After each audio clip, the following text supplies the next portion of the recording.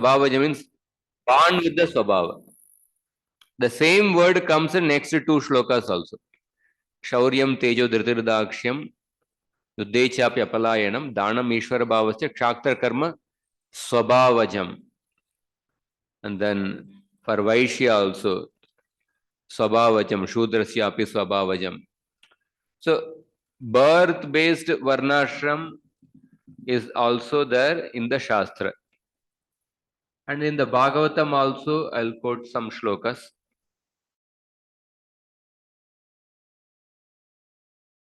11.17.15 Uddhava Gita.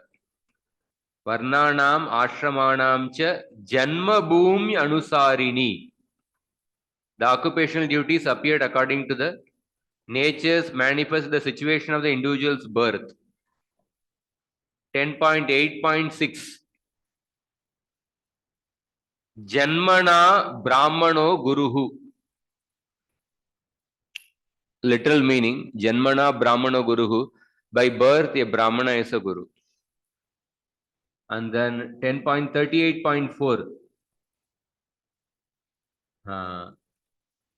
Vishayatmano Yata Brahma Kirtanam Shudra Janmanaha. Since I am a materialistic person, born in absorbed in sense gratification, I think it is difficult for me to have gotten this opportunity to see Lord Uttama Shloka, as it would be for one born a Shudra to be allowed to recite the Vedic mantras. Here, Shudra by birth it is mentioned.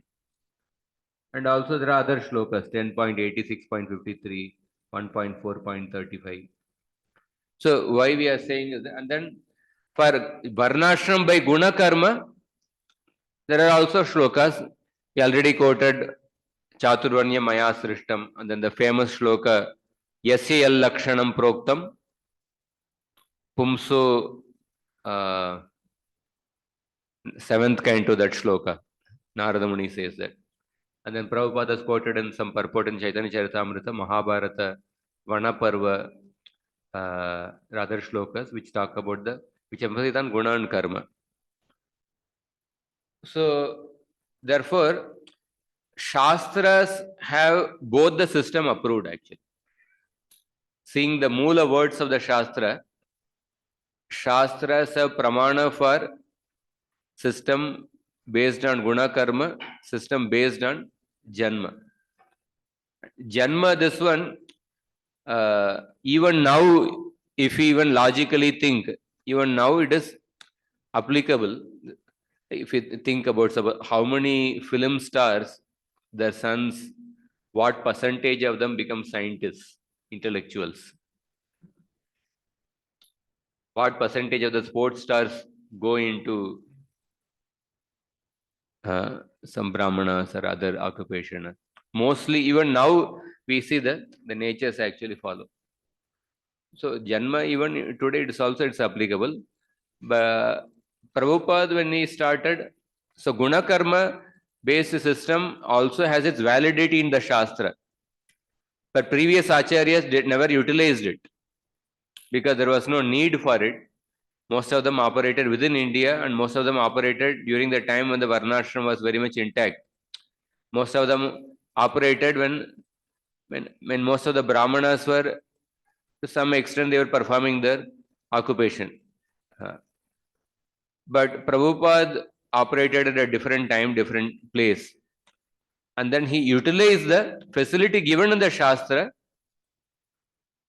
to give Brahman Diksha to others who are not Brahman, born Brahman. This one. And another thing is that Gayatri Mantra Diksha is given to Brahmana, Kshatriya, Vaishya. All three are given. Even if you go to small villages, many carpenters, electricians, they also have Brahman thread. Gayatri Mantra is given. But they're not considered as a Brahmana, but Gayatri Mantra Diksha is given. Dvija. Samskarat Bhaved Dvijaha. One is twice born. So in that sense, if we see Prabhupada, this one, Acharyas always follow the Shastra only. They never, if you say they didn't follow the Shastra, that is a criticism of the Acharya. They always follow the Shastra, but sometimes certain exceptional circumstance, for the sake of the higher principle, sometimes the lower principle is compromised for the sake of the higher principle. So that's the situation of Dharma Sankat. Prabhuji, yeah, even Sukdev Goswami mentions that after Chanakya, all the Brahmanical system is the all Brahmanas. They will not follow the Nitya Karma. So all the military men or the Brahmanas, they will be Sudras only. So one thing is that means even though they are born in Brahman family, but the quality will not be reflected in them in Kali Yuga. So because of that reason, might have Prabhupada emphasized it more that it's not by birth. Because Kalo Sudra Sambhava, he says that Janmana Jayate Sudra Sanskar Bhavet Dhoy Duja. So in Kali Yuga, even though he is born in a Brahman family, but that quality of Brahmanical purity is not represented in that lineage. That too much. It's there, but it's not too much represented. That is true. That's true. Most of the people who are Brahman and Brahman family, one is they don't perform the traditional Brahmanical duties. They go into modern occupation. So maybe because of that Brahmanical background is there, they may go into maybe scientists or research. This one that may be there in that line, but because they have deviated from the Brahmanical, this one they have to create the Brahmanas. So therefore, Prabhupada started. It's also that. Prabhuji, what is the prophecy for this? The will come back. Prophecy? Whether the Brahmanical, whatever loss has happened, the Vedic Brahmanas, the kind of power they had, or the kind of purity they had. So, is it possible to come back? Means those things can come back. Is there any prophecy? No, that is difficult. That may be Because Sukdev Goswami did not mention anything. He just goes to the end of the Kali Yuga after telling some things. So Vedic Varnashram, that is difficult to implement in the Kali Yuga. But the Acharyas, they talked about Daivi Varnashram, Varnashram centered around devotional service. Vedic Varnashram is difficult to implement. So one thing why I mentioned the system of Varnashram based on Guna Karma, Varnashram based on Janma. So we can defend the Acharya when somebody criticizes. So your Acharya started this Varnashram based on this one. We should have the proper defense. Because that is the duty as a follower, that these shlokas are there and this facility was not utilized previously, and Prabhupada utilized the facility and gave Brahman Diksha to others. At the same time, suppose in certain places where they follow Varnashram based on birth, we should not be unnecessarily or overly critical about them, because that also has validity in the Shastra. Because sometimes they have seen there are instances said ISKCON devotees, they become overly critical. So there was one devotee telling in the Bhagavatam class, he was saying that once he was sitting and taking prasadam, and next to him there was some traditional Brahmana who was sitting taking prasadam, and he performed the parisheshanam before taking food. There's a parisheshanam which chant the Gayatri mantra and then doing that. So this devotee was feeling that he spoke very critically of that. Actually, I felt like, why am I sitting next to him? Something like that. So that type of becoming overly critical, that is not necessary actually. Some other devotee I heard personally saying, he said, actually, after coming to ISKCON, we came to know these Brahmanas are duplicate Brahmanas.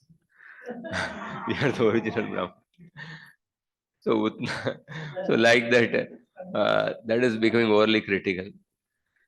So when some places they are following the birth-based Brahmanical system, although it has its discrepancies, but still to whatever extent they are following, we don't have to be critical because that system also has approval in the Shastra. So that's why I quoted those verses actually. So in that too, it's not that those verses are from remote scriptures, directly from the Gita and the Bhagavatam. Uh,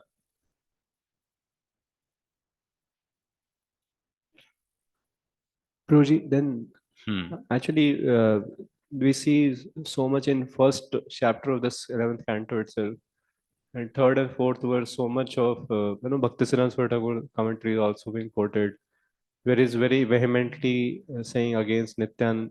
He says that Lord Chaitanya, Nityanand Prabhu, Advaita Acharya, their lineage, they purposefully they delineated. Lord Chaitanya didn't had any lineage below, because people will consider the family lineage to be as a main thing.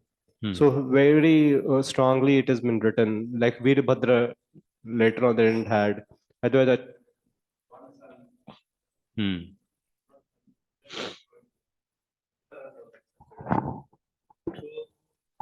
Actually, and so then why so much of a strong opposition on that kind of a thing is also there?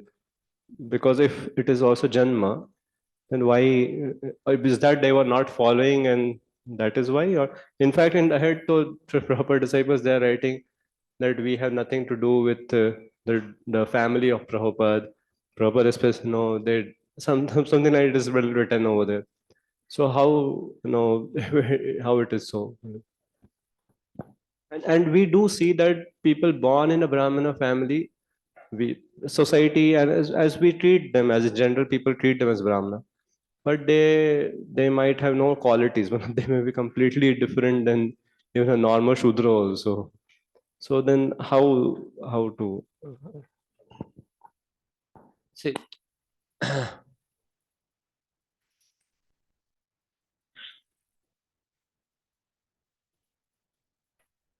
some things are there. Some people who were at that time, certain caste Goswamis are born in a particular family, Nityanand Prabhu's family or other families. They try to say only we can become the gurus, others cannot become the guru.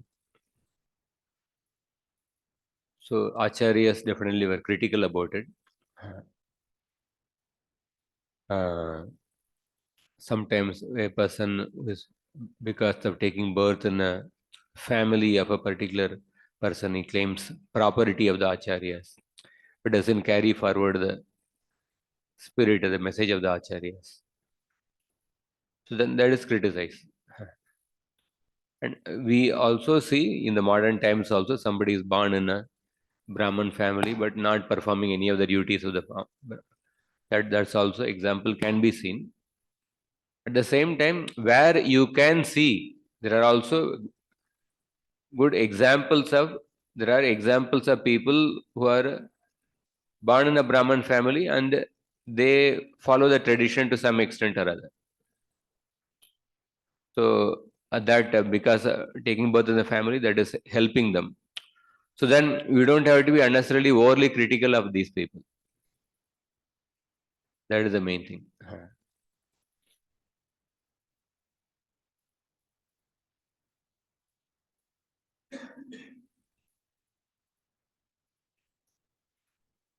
Oji, in other sampradaya, they don't carry the same mood, like Ramanujar sampradaya, Sri sampradaya. Hmm. So, don't they have the some incidences of such things or instances of something like uh, the older generations family is continuing to serve, like in Jagannath Puri? Basically, in Jagannath Puri, we see that the Hmm. family tradition is continuing. The Pandas, they continue. So, Generally, most other places, the family tradition that's only continuing. But practically level, it's collapsing because most people they go into other modern education abroad. So many temples, when you go to interior places, they find it very difficult to just maintain the basic temple worship. Uh, and as time progresses, it will be inevitable.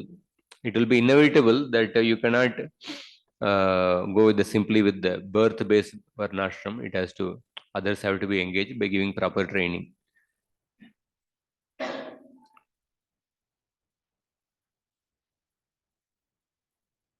But sometimes they go on with the same tradition, and they find it difficult to maintain also. At some point, they have to change it actually.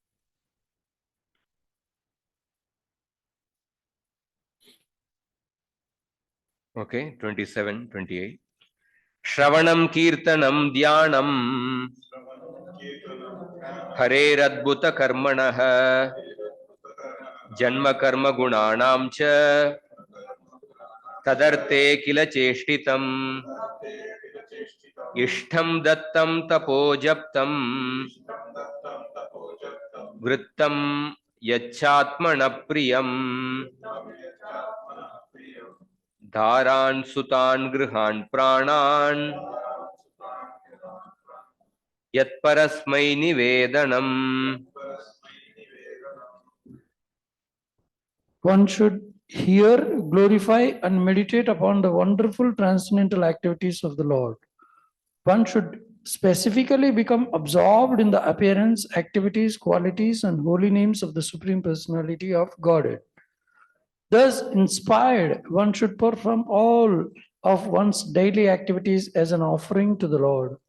One should perform sacrifice, charity, and penance exclusively for Lord's satisfaction.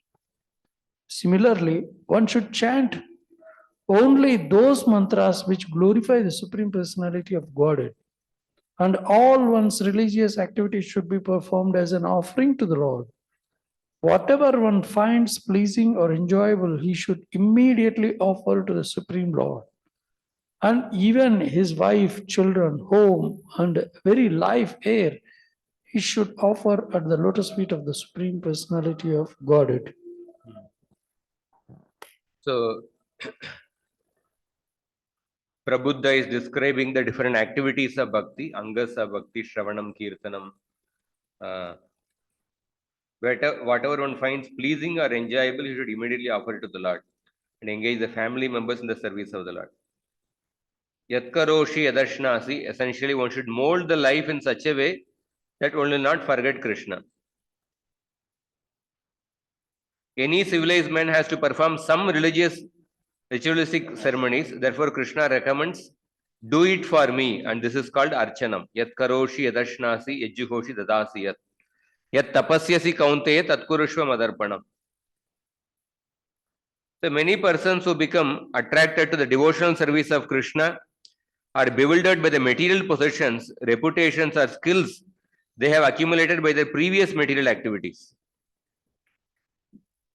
According to Jiva Goswami, these two verses indicate that all such material opulences should be used as an offering to the Supreme Lord.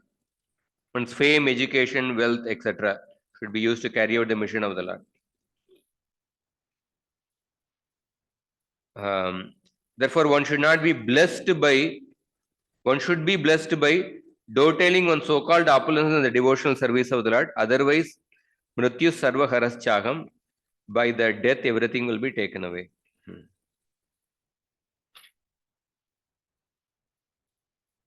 So, tapa, the acharyas say that the main tapasya is the observing Ekadashi, the appearance days of the Lord, japa, chanting the holy names of the Lord,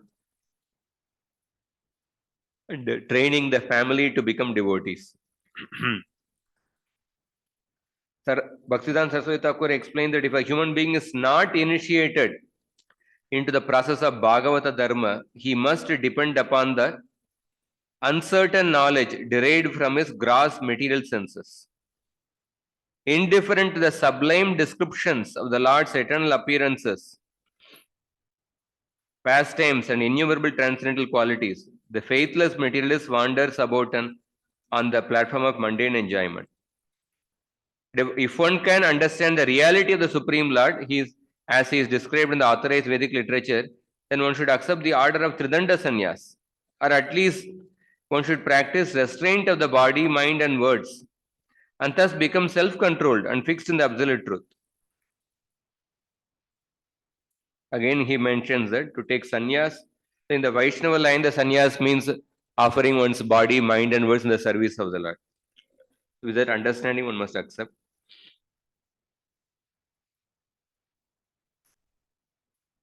So that person who is constantly hearing and dovetailing all one's actions in the service of Krishna, such a person is said to be fixed in the path of Bhagavad Dharma. Next shloka. Evam Krishnatmanateshu Manushyeshu cha Sauhrudam Paricharyam Chobayatra Mahatsu Nrishu Sadhushu.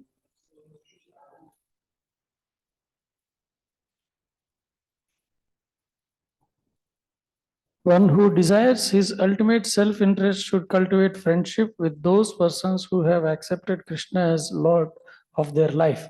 One should further develop an attitude of service toward all living beings.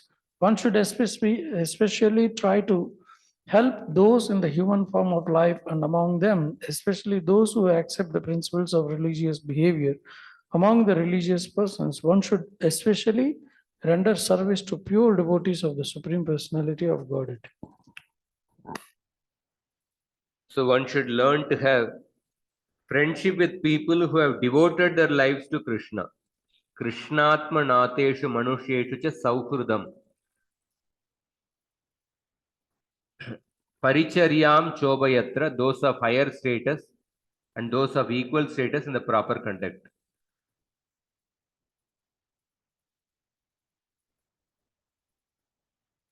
So this verse emphasizes the friendship with the devotees. So there are beautiful. We might have read His Holiness Radhanath Swami Maharaj. He has mentioned 10 points on the friendship with the devotees. The prominent spirit in our friendship is that you are Prabhu and I am your servant. Loyal to each other with Guru and Krishna in the center. Therefore, trust each other unconditionally. Trust leads to development of love on the spiritual platform. Transcend the differences even amongst the like-minded devotees by proper etiquette, service attitude, and prayers to appreciate one another. Water the friendship relation by the 6 loving exchanges and by forgiveness, serving each other, encouraging each other, practicing Trinadapi. Friendship is the gift of Guru, Srimati Radharani and Krishna. It should not be taken cheaply. Dealing with the snake of envy, which grows in our relationships, it is a test. See envy as the impurity of my heart, see it as the envy manifesting for good. And here philosophy to understand that it is your fault and not the other person's fault. Like that, important things about the friendship are mentioned. Kardama Muni explains in his prayers, Lokamscha lokanu gatan pashumscha hitva shritaste charanata patram parasparam tvad gunavada sidu piyusha niryapita deha dharmaha. So by discussing about Krishna with each other, one can transcend the basic bodily necessities of eating, mating, sleeping, and defending. There is a in Tamil Nadu, there is a place called as Tirukolur. There's the deity of Vamanadev. So in that place, once there was a heavy rain. So that time, one Vaishnava was going. He was wanting for some shelter. He asked one person in the house. He said that there is a place for one person to lie down in the outside part of the house. So he came and lied down. And then another Vaishnava came. He also asked for shelter. Then he said there is a place for 2 people to stand, 2 people to sit. And both of them then came. They started sitting. Third Vaishnava came. Then they said place for 2 people to sit, but 3 persons to stand. Then all 3 of them were standing, and then they started discussing about Krishna. Then after some time, they felt the presence of the 4th person. They felt the presence of the 4th person, and then they realized that the 4th person, Krishna, appeared, and Krishna gave darshan to all 3 of them, because all these 3 of them were engaged in paraspara Krishna Katha, discussing about Krishna. So Krishna gave darshan to 3 of them. So that place is there in Tirukkolur.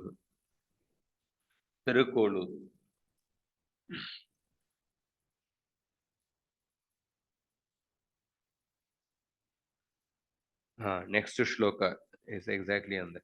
Parasparanu katanam pavanam bhagavadyashah mitoratirmita stushtir nivrittirmita atmanah.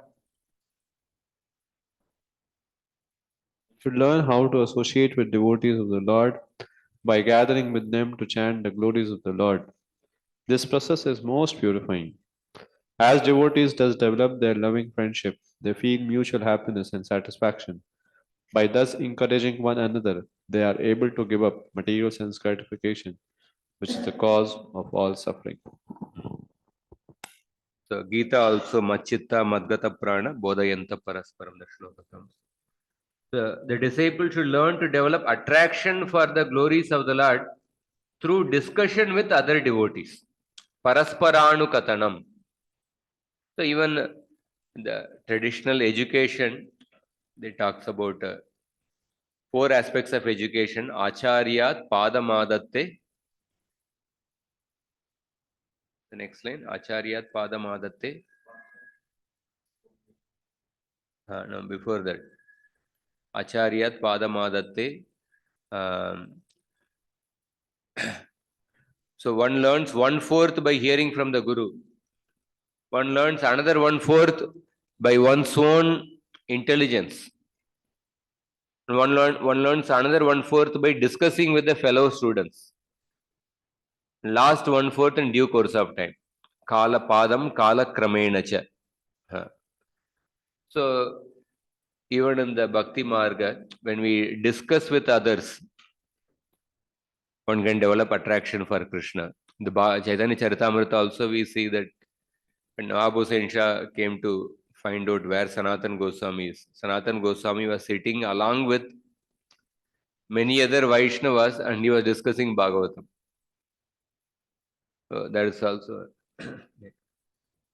Mito Ratir Mitas Tushtir. He will experience happiness from their association, and mutually they will become detached. Nivrittir Mita Atmanah, from material enjoyment. So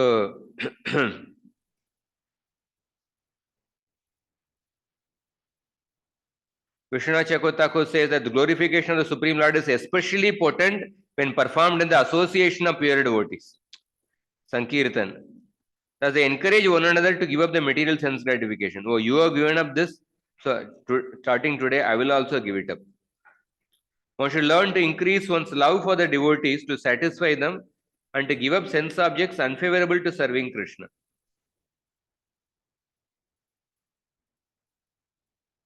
And as one passes one's days in the association of the Lord's devotees, one's transcendental ecstasy increases more and more through discussions about the topics of the Bhagavatam and the Gita.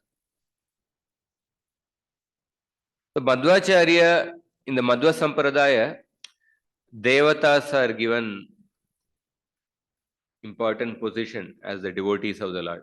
Brahma is considered to be the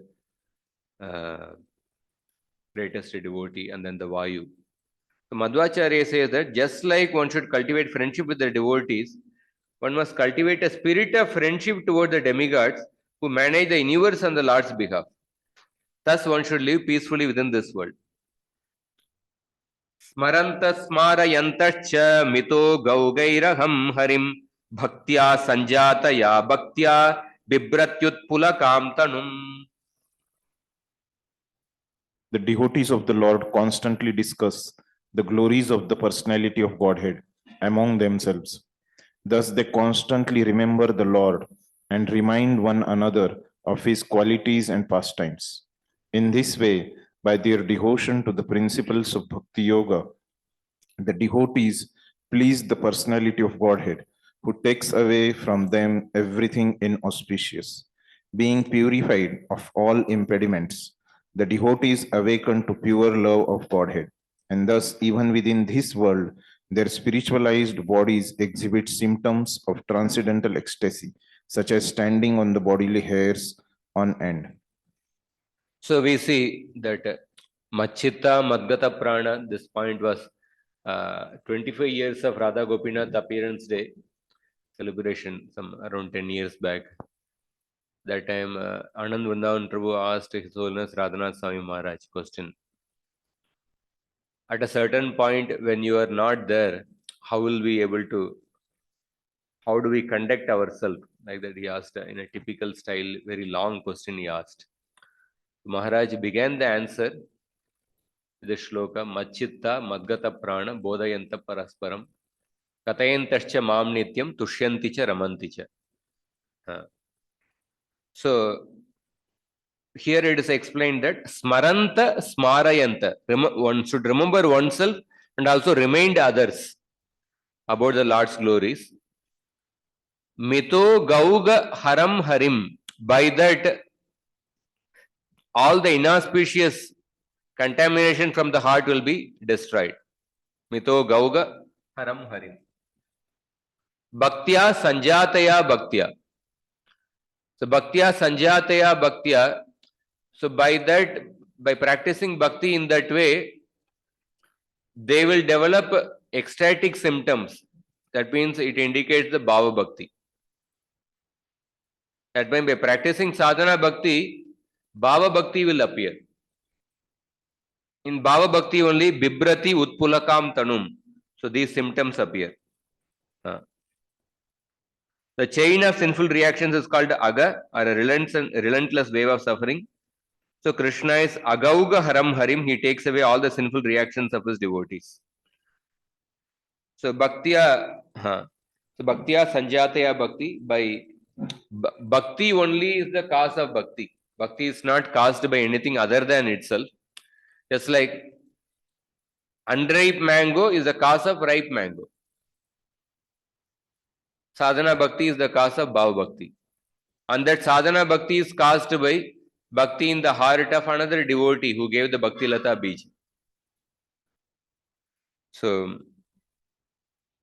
a liberated soul is always enthusiastic due to the appearance of transcendental ecstasy within his body. Thus, he always aspires to remain overwhelmed in chanting the glories of the Lord. Next shloka.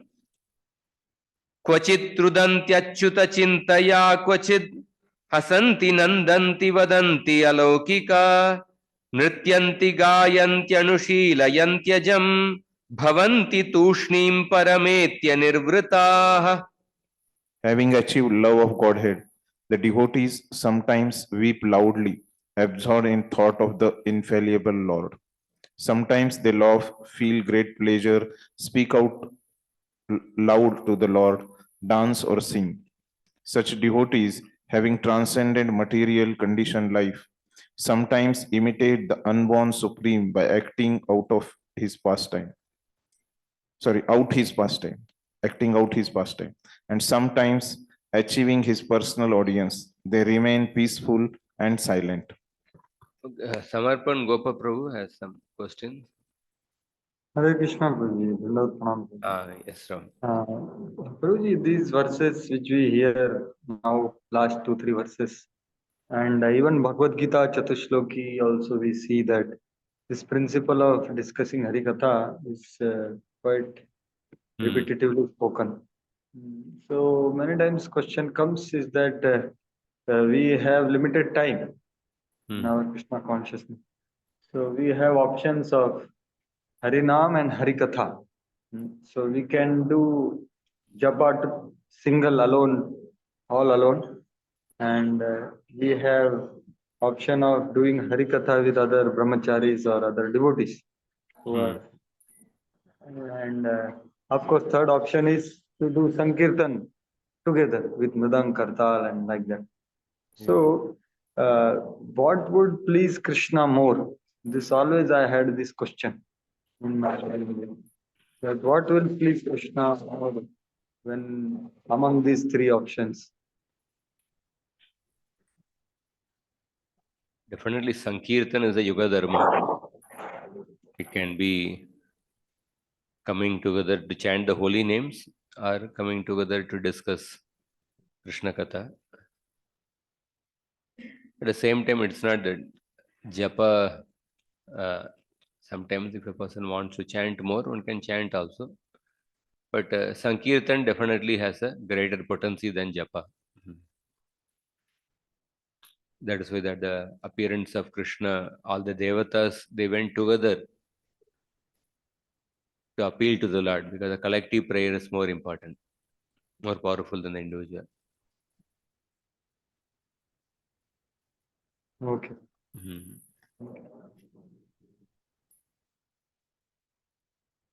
Hare Krishna. Prabhuji, Hare Krishna. Huh? Prabhuji, one question. There is always this doubt that whether the loud chanting of the holy name and of the japa, if the loud chanting of the holy name is superior, then why is it compulsory for us to chant 16 rounds? Why can't we whole day chant loudly? Just a question, although it's a stupid question, but this keeps coming because Samarpan Prabhu asked this question. Hmm.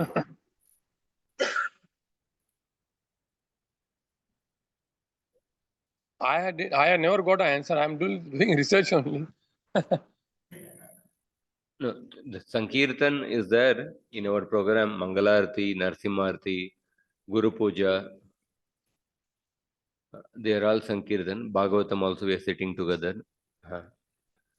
But still the Acharyas, they expertly, Prabhupada made that everyone must chant every day some number of Minimum. rounds, minimum. So when we see, for example, other sampradayas, Sri Sampradaya, they also have some chanting of the holy name that comes along with the deity worship. But when the deity worship is stopped, the chanting also got stopped. Those who are doing deity worship, okay, along with it, they are also doing the chanting of the mantras or stotras. But here, Prabhupada separately he ensured that everybody some specific, because Kali Yuga, when a system is not there, the mind can take a person for a ride actually.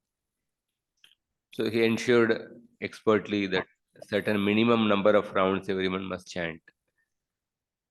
So we don't take vow for everyday participating so many hours in Sankirtan, although that's the Yuga Dharma. But Prabhupada has adopted the system. Everyone must chant certain number of rounds. So probably Kali Yuga, generally people, the proper system is not there, they can tend to get drifted. So therefore he has ensured that certain minimum number of rounds as a japa. But definitely Sankirtan is mentioned in the Shastra, that Sankirtan, because it benefits others also by the loud chanting, it is superior to japa, like that it is mentioned.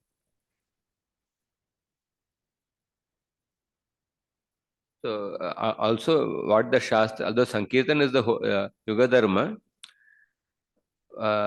Shastra say that it's not that we impose everyone, you have to perform this many hours of Sankirtan. What the Shastra says that whatever activities you are doing, along with it add some part of Sankirtan, some part of Kirtan. So that the Shastras recommend. Somebody may be like very much interested in the deity worship, not be interested in so much of other Sankirtan, but along with it add some part of Sankirtan, take some part of. So in that way, that's Shastras recommend. So this shloka, sometimes they weep, sometimes because of thoughts of the Lord. Achyuta chintaya kvachit hasanti. Sometimes they laugh. Nandanti, sometimes they are joyful. Sometimes they speak without regard for society. Vadanti alaukikaha. Nrityanti, gayanti, anushilayanti. They dance, sing, and concentrate the senses on Krishna. Having attained the Lord and experiencing bliss, they remain silent. Bhavanti tushnim parametya nirvrataha. So how the devotees they experience ecstatic symptoms. They cry thinking, another day has passed and still I could not obtain Krishna. Or hasanti, it is late at night, the sky is dark, and Krishna is determined to steal from the house of one of the elderly gopis. Thinking like that, they laugh. And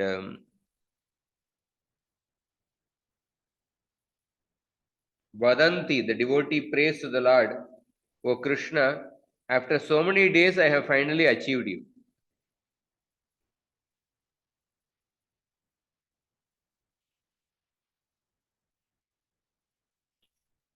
When all the senses are absorbed in Krishna, the devotee has successfully transcended the material condition of life. This is indicated in the word alaukika. And sometimes the word anushilayanti means they act out the pastimes of Krishna. So performing drama in which pastimes of Krishna are enacted, that is also an anga of bhakti only.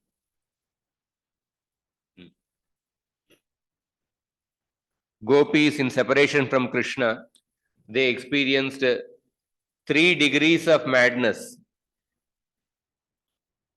In the highest state of madness, they thought that they are Krishna.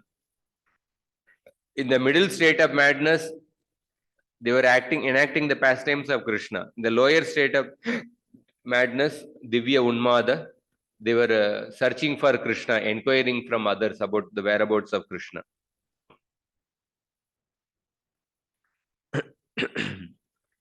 So, previously it was explained that Tasmad Gurum Prapadyeta Jignashu Shreya Uttamam. One was understood that there is no happiness either on the earth or in the material heaven, must surrender at the lotus feet of the bona fide Guru. The following verses gave many detailed instructions regarding the activities of a bona fide disciple. Now this verse is describing the mature fruit of devotional service, namely pure love of God. The Tasmad Gurum Prapadyeta, that talked about approaching, the importance of approaching a Guru. And the verse after that, from that till the 31st shloka, talked about the duties of a disciple.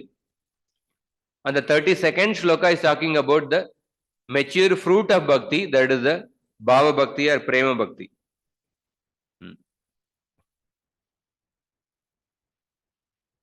So one should give up the mentality of envy and false prestige and humbly take shelter of the mercy of the Supreme Lord. The spiritual master is to be considered the incarnation of the Lord's mercy. So when we say the spiritual master is non-different from Krishna, in what sense? In the mercy aspect. Sakshat Daritvena Samasta Shastrair Yuktas Tatabhav Yatayeva Sadvihi Kintu Praborya Priyayeva Tasya Vande Guru Shri Charana Ravindam. Not that, not in the aspect of Krishna creating this Brahmanda, maintaining this Brahmanda, not in that sense. The mercy aspect, spiritual master is equal to the Lord or even greater than the Lord. Next shloka. Iti Bhagavatan Dharman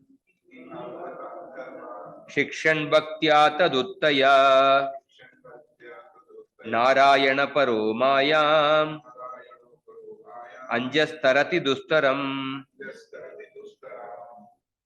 Thus, learning the science of devotional service and practically engaging in the devotional service of the Lord, the devotee comes to the stage of love of Godhead. And by complete devotion to Supreme Personality of Godhead, Narayan, the devotee easily crosses over the illusory energy Maya, which is extremely difficult to cross.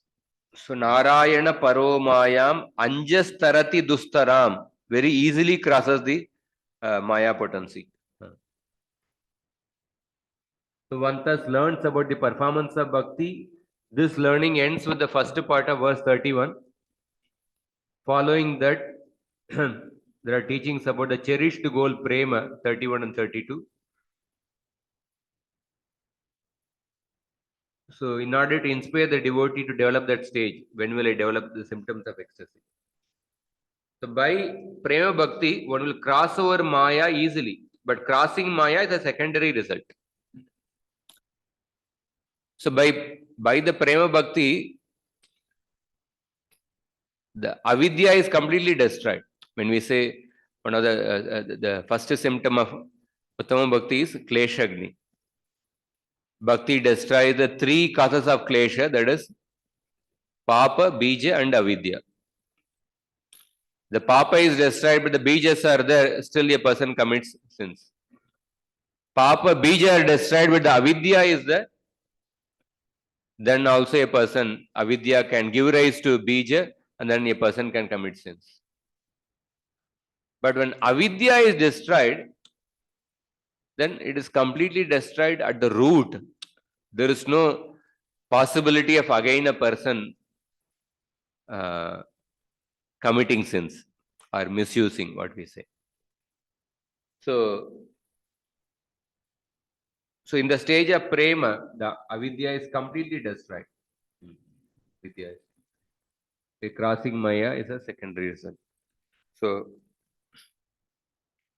Jiva Goswami has pointed out that mukti, which is described in this verse by the words mayam anjas tarati dustaram, is actually a byproduct, the secondary result of the pure love of God. So one has to at least be thoroughly clear. Bhagavatam's goal, Bhagavatam prescribes the goal of Krishna prema, not going back to Godhead. Going back to Godhead means the mukti is not mentioned as the goal. So Bhagavatam prescribes the goal as Krishna prema. So when we have the goal as mukti, mukti means any of the 5 types of mukti. For a devotee, of course, Sayujya mukti is ruled out. When you have the mukti as the goal, one will be in some anxiety. It's like suppose somebody studies in some ordinary engineering college. Arun Gaute College of Information Technology in Sangli. Some imaginary college. If a person studies there, so then one will be thinking that, oh, in this year, will some companies come for campus interview? Will I go through the entrance exam? Will I pass it? Will they take me for interview? Will I get selected? Or what package they'll be offering me? One will be in anxiety all the time. Suppose somebody IIT gold medalist, computer science. So he'll not be in anxiety about whether he'll be getting the job. Rather, he'll be in a position to interview the different companies. What package are you offering? What are you offering? So he'll be on the other he'll be interviewing the different companies actually. So the analogy is that suppose somebody is in that school of Vaishnavism where he has mukti as the goal, or somebody is following the path in which he has kept the mukti as the goal or going back to Godhead as the goal, then he'll be in anxiety. Oh, will I get selected? Will I go back to Godhead? Will I be able to remember Krishna, the time of death? He'll be always in anxiety. But when somebody has joined Chaitanya Mahaprabhu's school of Vaishnavism or Bhagavatam school of Vaishnavism, then the goal has changed from mukti to prema. So then he is not in anxiety about whether he'll be going back to Godhead. Rather, he comes to the position of, he'll be interviewing the different muktis. He'll be asking Salokya Mukti, what is your package? What are you offering me? What opportunities of service are you offering?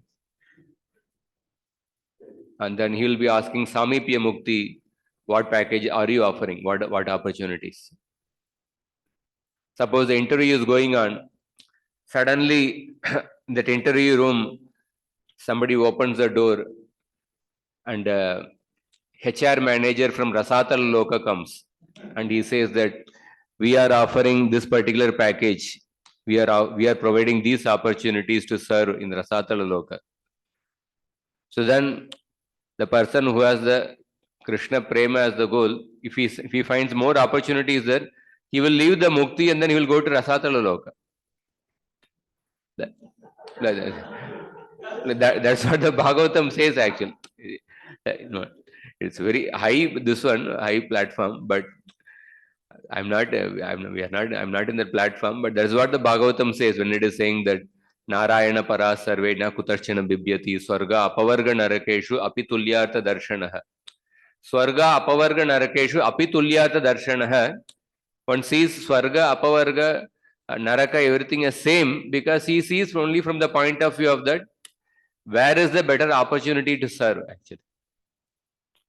So therefore, only when a person has accepted the prema as the goal, then the one has truly joined the Chaitanya Mahaprabhu school of Vaishnavism. So from that point of view, like today, devotees also ask the question. Like, it doesn't matter whether you have come from the spiritual world or not come from the spiritual world. Even if you accept that you come from the spiritual world, it is all right. I don't want to disturb that. Or if somebody thinks that you are not from the spiritual world, it doesn't matter because in Chaitanya Mahaprabhu school of Vaishnavism, going back to the spiritual world is not the goal. The goal is actually Krishna Prema. And so that is what is explained here. Bhagavatam teaches the science of devotional service in which the ultimate goal is pure love of God. So according to the Vaishnava Acharyas, Mukti or liberation is a byproduct of the love of God. Shivadam tapatrayon mulanam. One should not approach the Supreme Personality of Godhead for liberation, since one is automatically liberated by obeying the order of the Lord. So simply by obeying the order of God, one automatically attains liberation. So one should not approach the God for liberation. So Bhakti, generally, the general conception, like for example, people think in the academic world, they feel that the highest academic achievement is that somebody who can get PhD degree. Graduation, post-graduation, and then PhD. But there is something higher than PhD also, but most people may not know. Postdoctoral research. So similarly, in the general conception of the people is that the highest achievement, the spiritual path is that a person attains mukti. But there is something higher than bhakti, that is engagement in devotional service, because bhakti is executed in the post-liberated stage. Bhakti is like post-doctoral research. Brahma bhuta prasannatma na shochati na kankshati samasarveshu bhuteshu, till that the mukti is described, and then madbhaktim labate param. It's like bhakti is a post-liberated stage, it is like the post-doctoral research. The common people think that mukti is the highest, but there is something higher than bhakti, that is engagement in devotional service.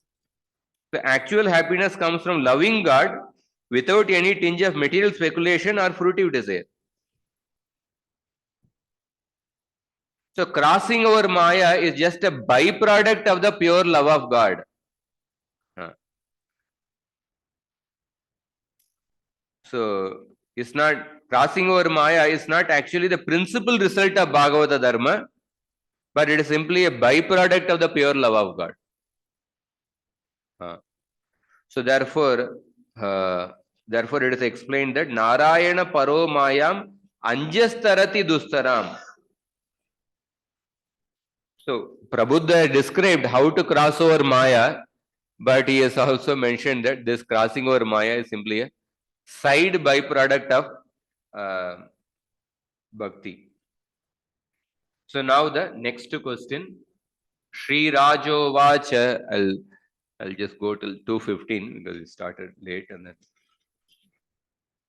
Narayanaabhidhanasya Brahmana Paramatmanah Nishtam Arhata no Vaktum Yuyam hi Brahma Vittamaha.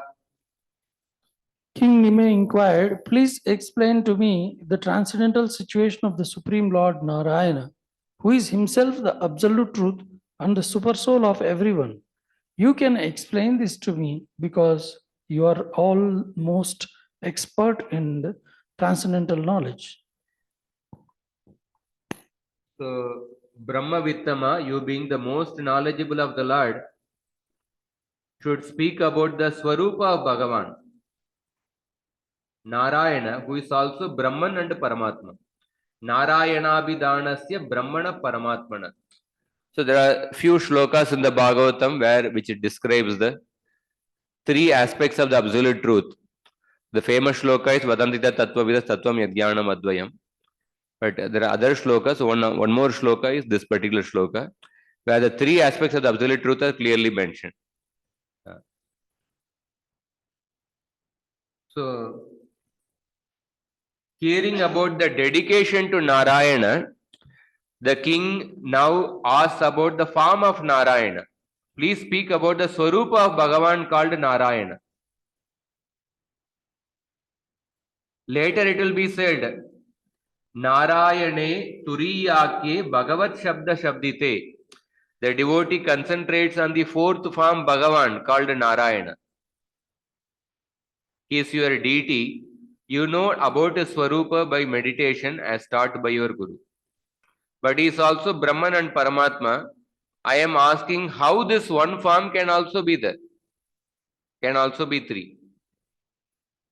So Nimi is enquiring the process of developing perfect faith or firm faith.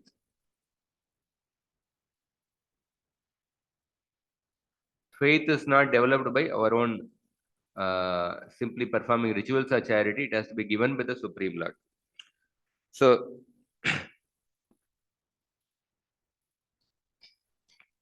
the previously Prabuddha had used the word Narayana Paro Mayam. That is the 33rd shloka.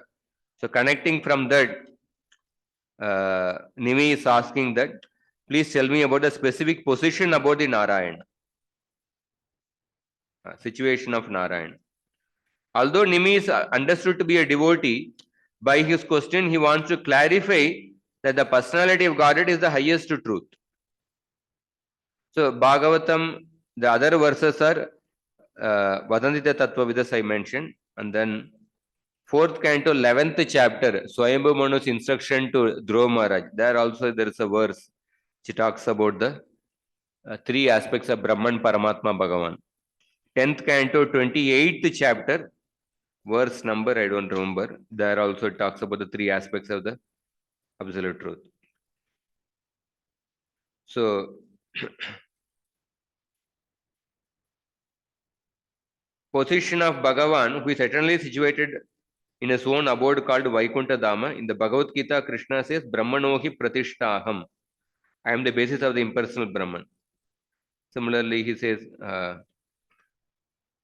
that Yadyad Vibhutimat Sattvam Srimat Urjitam Evava Tattat Devava Mama Tejamsha Sambhava. So King Nimi wants the sages to make clear the Supreme Lord is the original feature of the absolute truth. So Nishta can mean firm faith. Nimi Maharaj is inquiring about the process of developing perfect faith in the Supreme Lord. Shri Pippalayana Uvacha Sthityudbhava Pralaya Hetura Heturasya Yat Swapna Jagara Susuptishu Sadbhahischa Dehendriyasu Hridayani Charanti Yena Sanjeevitani tadavehi param narendra. Sri Pipalan said, the Supreme Personality of Godhead is the cause of the creation, maintenance, and destruction of this universe. Yet he has no prior cause.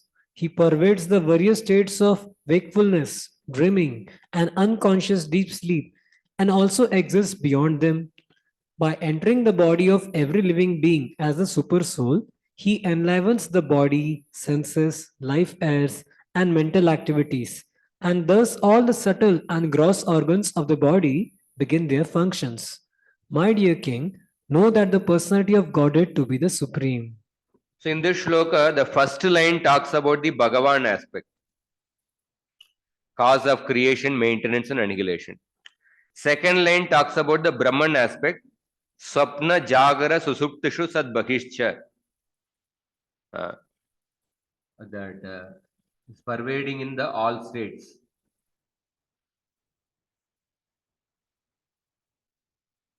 And third line talks about the Paramatma.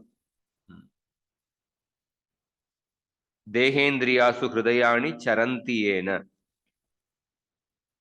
He is situated in the heart of everyone. Sanjeevitani Tadavehi Param Narendra. And makes the body, senses, life years, and mind move and come to life. So in the previous verse, Nimi inquired about the various aspects of the absolute truth. Now the Pilana explained these three features of the absolute truth. Yeah, he's explaining. Sthiti Udbhavasthana refers to Bhagavan, who expands himself as the Mahavishnu, Garbhodakshaya Vishnu, and Kshirodakshaya Vishnu. Jagrighe Paurusham Rupam Bhagavan Mahadadibihi Sambhutam Shodashakalam Adav Loka Sisrikshaya. And the Supreme Personality of God, Narayan, is mentioned here as Hetu. Sit Yudbhava Pralaya Hetu are the supreme cause of creation, maintenance, and annihilation. At the same time, Ahetu is used. Hetur Aheturasya. It is like an oxymoron. Hetur Aheturasya.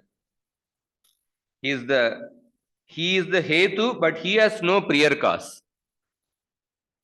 I mean the same meaning, Anadi Radhir Govinda. When we say Anadi, Krishna has no beginning. It's not that Krishna became God at a particular point in time. Or we don't say that Krishna is God since time immemorial. We say Krishna is God since beginningless time. Gajendra says that Namo Namaste Kilakaranaya Nishkaranayat Bhutakaranaya. So you are the cause of everything, but you have no cause. Namo Namaste Akila Karanaya, you are the cause of everything, but Nishkaranaya, you have no cause. So he is the cause, he is the Hetu of Sthiti Udbhava Pralaya, but he is Ahetu, he has no cause. So same thing is explained in the Anadi Radhir Govinda Sarva Karana Karana. So the word Ahetu has also been explained by Jiva Goswami to indicate that the Supreme Lord has his original form as Krishna in his own transcendental abode called Krishna Loka. This is another additional explanation given by Jiva Goswami. Ahetu, the word Ahetu indicates the position of Krishna. Since Krishna is always engaged in his blissful pastimes, he is aloof from the affairs of this world. Therefore, it is said that Jagarhe Paurusham Rupam. The Lord expands as Narayana and Vishnu to facilitate the gross illusion and gradual rectification of the conditioned souls. So, how the Lord is aloof from the material creation is described as Natasya Karyam Karanam Cha Vidyate. Bhaktivedanta Saraswati Thakur says that even though the Supreme Lord is Ahetu, are causeless and aloof from the cause of material creation, the Lord is also described in this verse as Hetu, as the ultimate cause of creation, maintenance, and annihilation, because he expands himself as Paramatma, or the super soul. who acts as the prime mover of the cosmic manifestation. The word ahetu may also be understood in another way. Apareyam idastvanyam prakritim vidhi me param. Jiva bhutam mahabaho yedam dharyate jagat.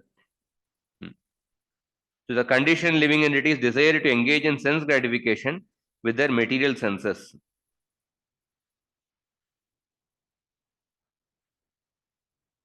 So the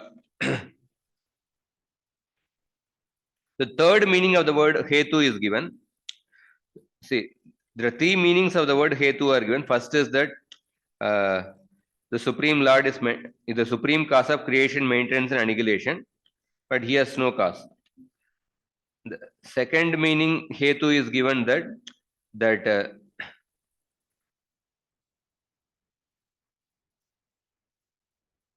Lord is described in this verse as hetu because he expands himself as Paramatma, who acts as the prime mover of the cosmic manifestation. The word ahetu may be understood in another way. The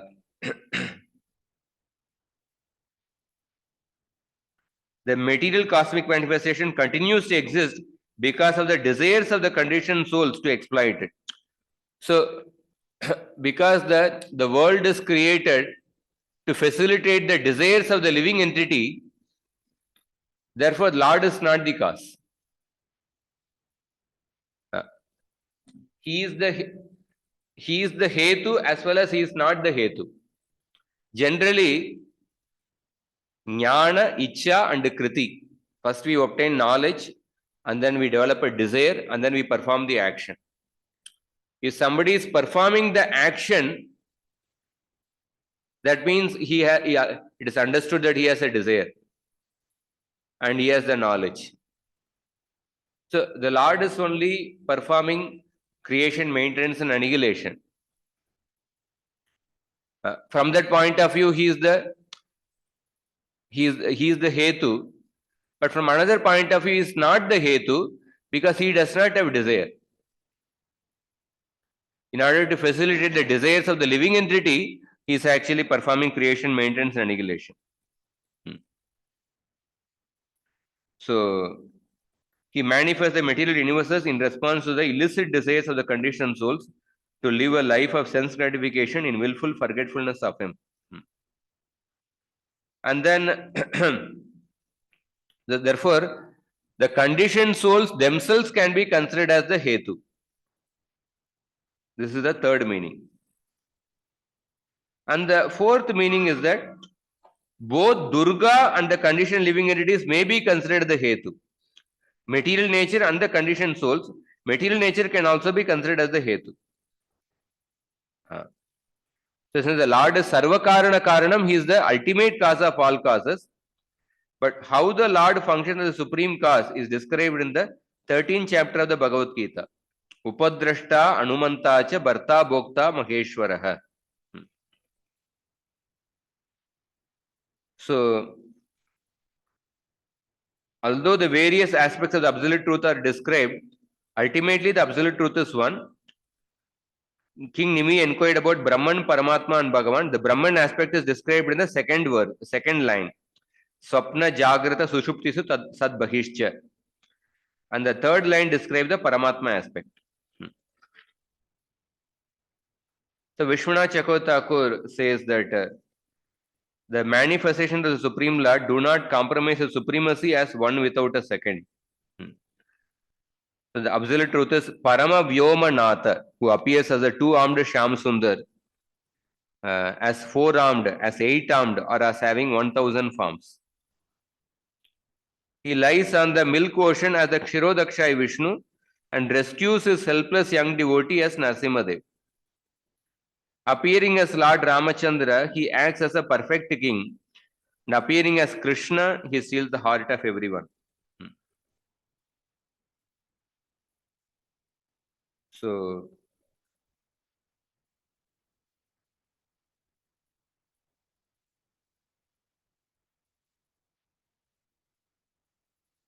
in the Bhagavatam says that Krishnastu Bhagavan Swayam, But when one transcends an official understanding of the Supreme Lord and comes to the superior status love of God, one can understand the Lord to be Krishna.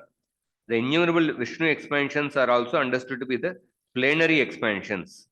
These points have been explicitly clarified in the 10th canto of the Bhagavatam. So this will end here. We'll continue from tomorrow, 36th shloka. So if somebody has any short questions or comments, they can. Hare Krishna.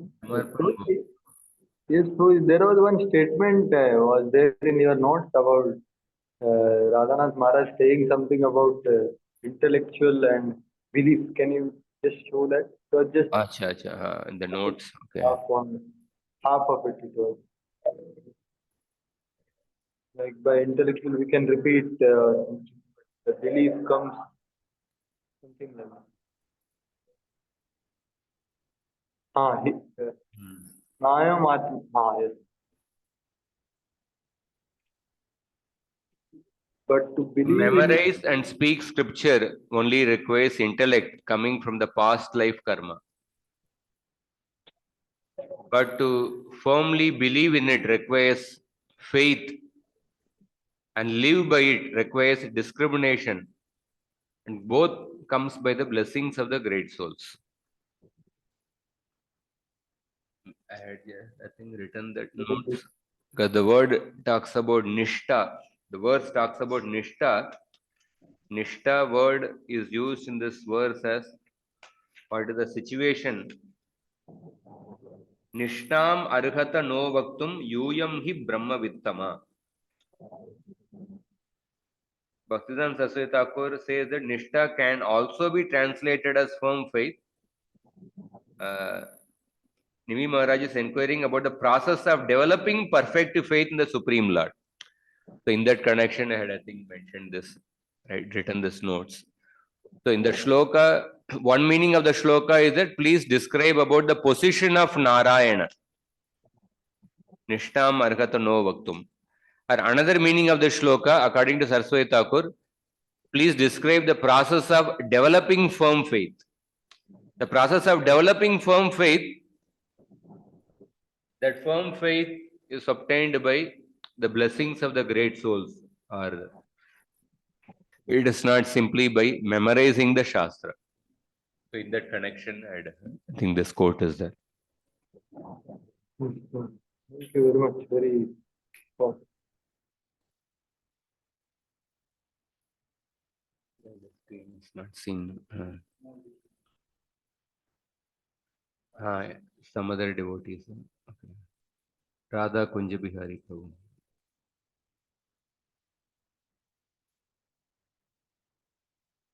Prabhuji, Ha. can you hear me properly? I'm in some other place.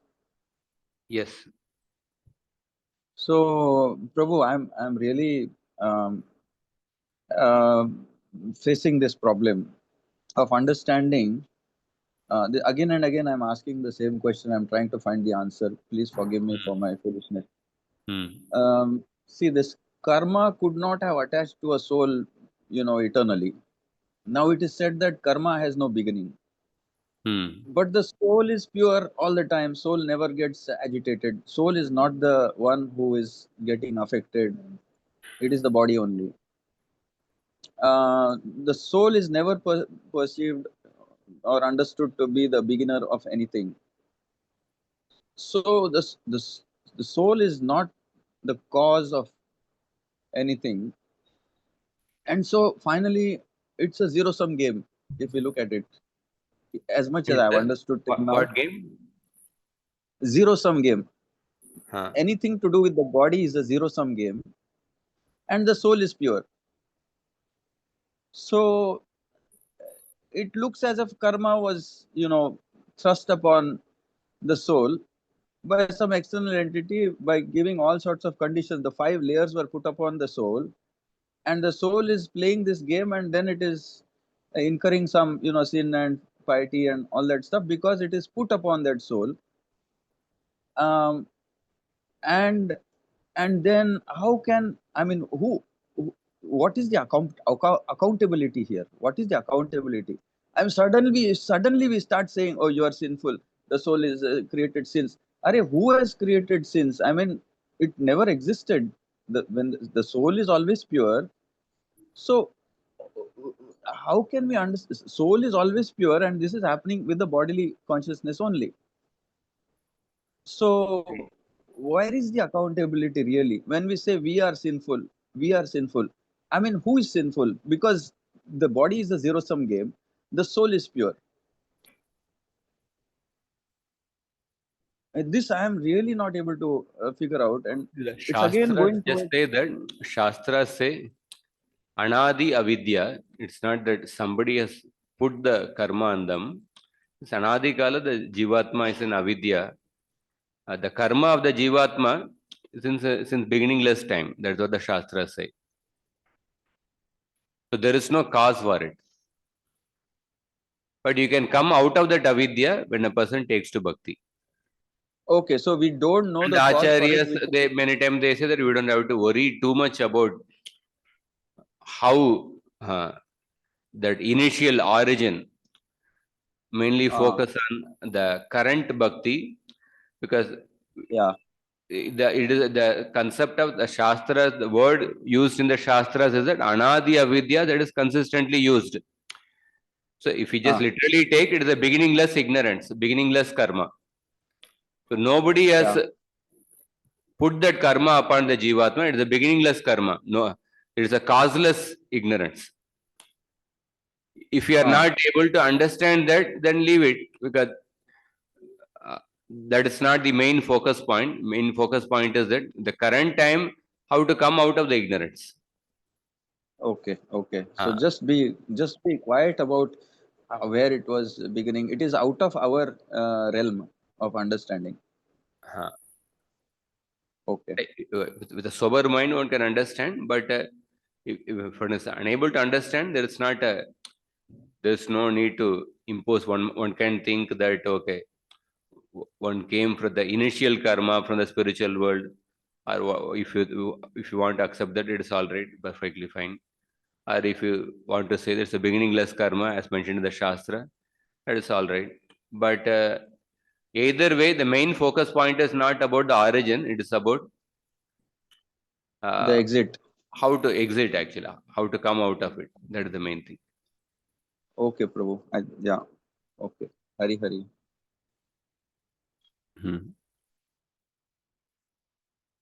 Hare Krishna. Whatever other Vedic thoughts are, Vedic school of thoughts are there, so they are aligning with this idea, or they have some different opinion that avidya is anadi.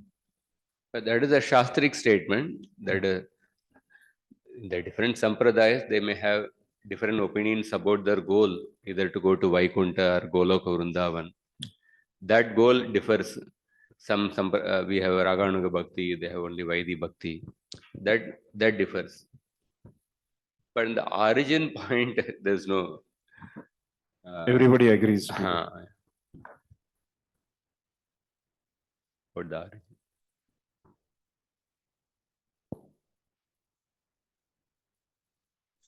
Prabhu, one more question. Does Shastra agree that it's a game? It's a game spread out by the Lord, and we should not take it too seriously, in the sense the bodily platform. And is that an okay understanding? Yeah, Shastras mainly focus on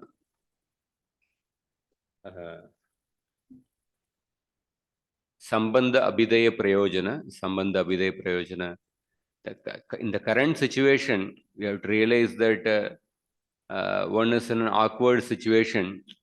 The soul is confined within the material body, which is an awkward situation for the material body, for the soul. So, yes.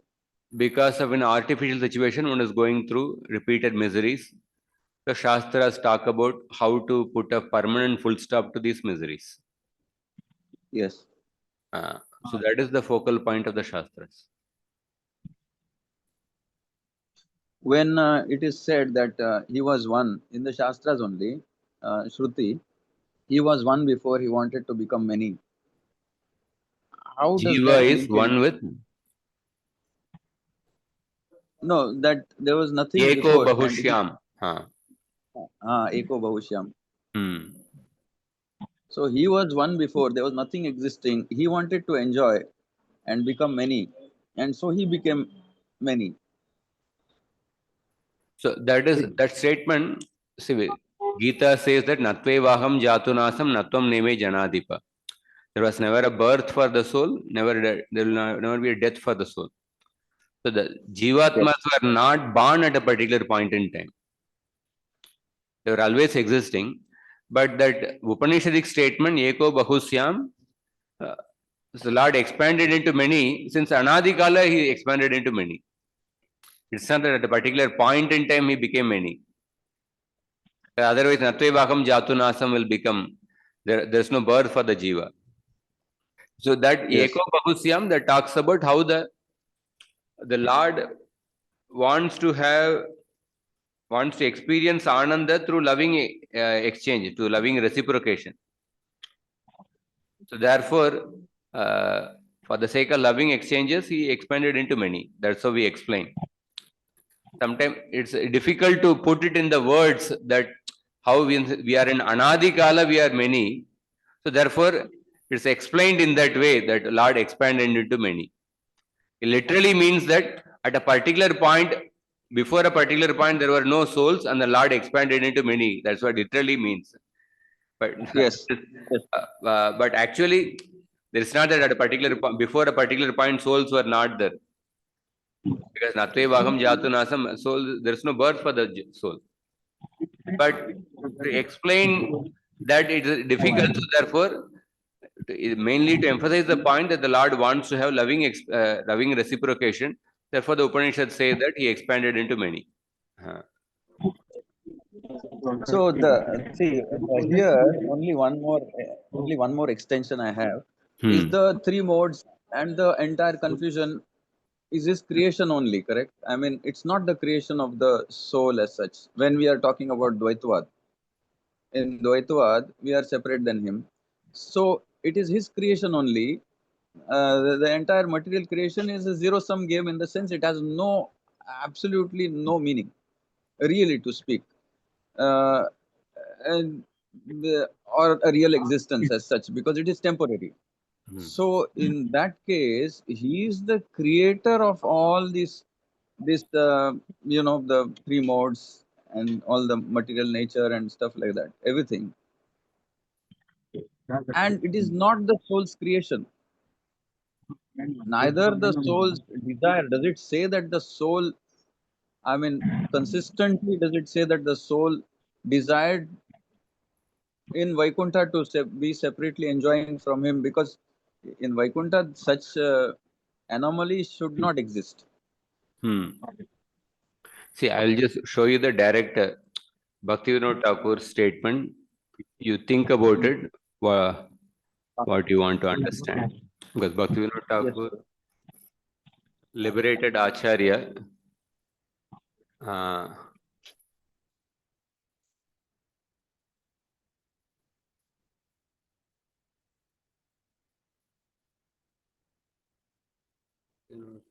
So this statement from the Jaiva Dharma.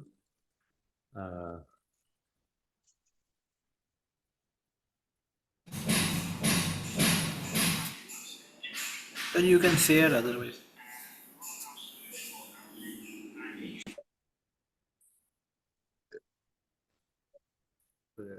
Long document with many pramanas. I just want to show the Bhaktivinoda Thakur's this one.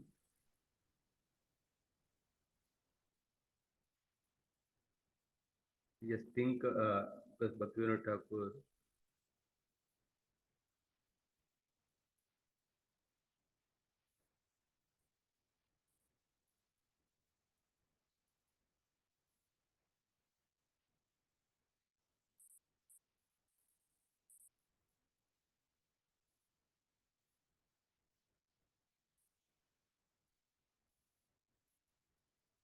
Okay, here is it. See, share screen is not there. Zoom is this. Okay, I'll read the. Are you able to hear me? Yes, yes, Prabhu. Okay.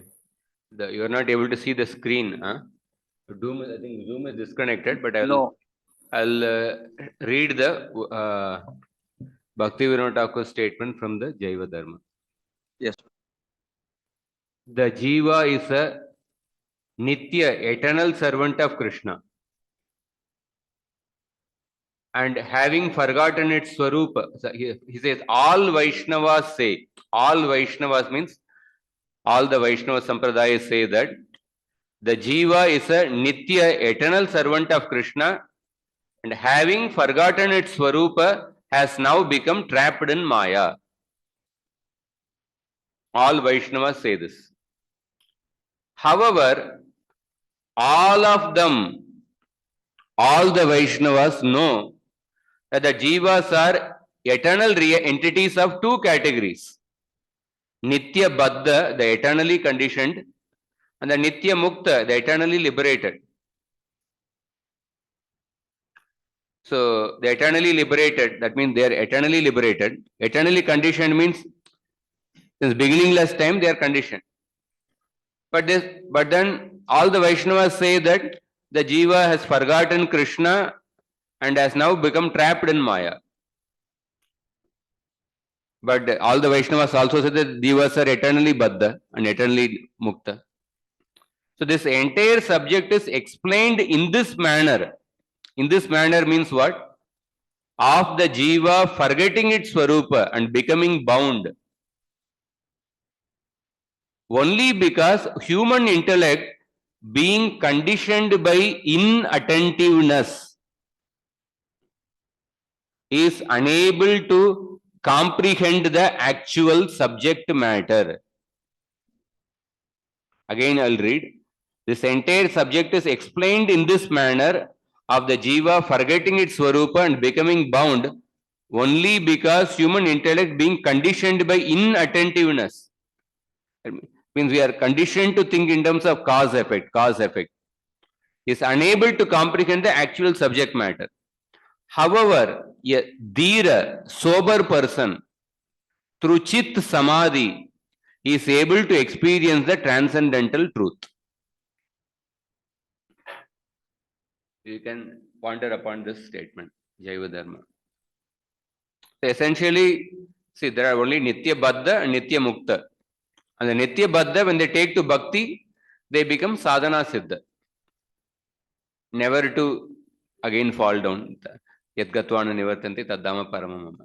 The Shastras, they don't talk about the fourth category of Mukta Baddha. So that category is not mentioned in the Shastra. But we explained that many times we often say in the Vyavahara, oh, you have forgotten your Swarupa, you misuse your free will and fall down. You describe like that because Bhakti Vinod Thakur, this Bhakti Vinod Thakur way says that this is explained in this way only because human intellect being conditioned by inattentiveness is unable to comprehend the actual subject matter. So he says like that. But if you sober person, if you is able to experience the transcendental truth, that is, conditioned life is beginningless, but it is not endless. Liberated life has a beginning, but it is endless. Hare Krishna. Hare Krishna. Otherwise, there is no purpose of scripture. No? If you are going to be Baddha all the time, what is the purpose of scripture? Actually? Because you have the possibility to get. That is very clear, Prabhu. That's extremely clear now. That there is an end to this. There is an end, and there is no point of scripture if there is no end. Nitya Baddha. The only point is again, that's the only thing that remains. Is that now why did he forget in the first place? How can a person at some point he forgot? How can anyone forget without his intervention? So only when you ask the why question or how, you are actually going in the realm of there is a cause for it. Okay. This is a subject where there is no cause. So that is the conditioning we have, that to think everything in terms of cause effect. Cause effect. That is why we are asking that question beginning with why or how. ah. So because it Prabhu. is difficult to comprehend for us, so acharyas they gave a cause for which there is no cause. You misuse the free will Ah. and came. Like that they told. Ah. That is all. Yes, Prabhu. Hare Krishna. Hare Krishna. So we'll end here. Grantara Srimad Bhagavatam ki jai. Srila Prabhupada ki jai. Gaura Bhakta Vrinda ki jai.